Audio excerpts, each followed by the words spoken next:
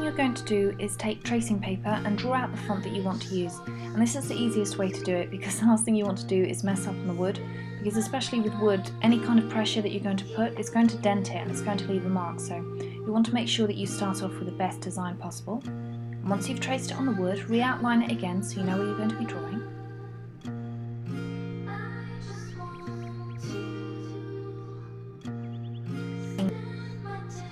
Next, to fill it in, I'm going to be using a pro marker, but you should be able to use any kind of permanent marker or even a felt tip.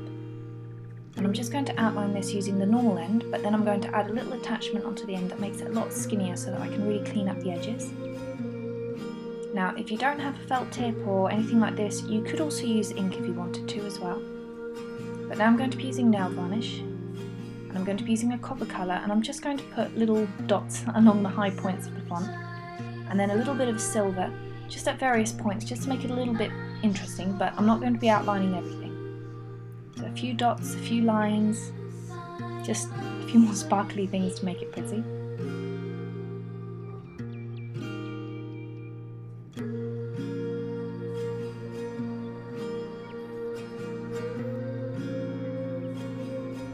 Now that I've finished with the font, what I'm going to be using is varnish, but one thing you want to make sure is that you test out a little patch first, because sometimes things like inks or nail varnishes or even acrylic paints, they can react very strangely to certain varnishes, and the last thing you want to do is do a whole sweep and then realise that it's made the whole thing bleed. So just test it out on a little area first, give it 1 or 2 coats, and that's it, you're done.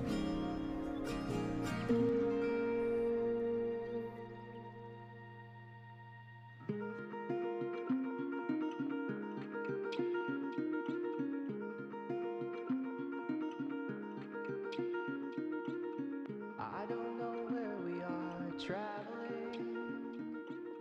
I don't know where we are traveling.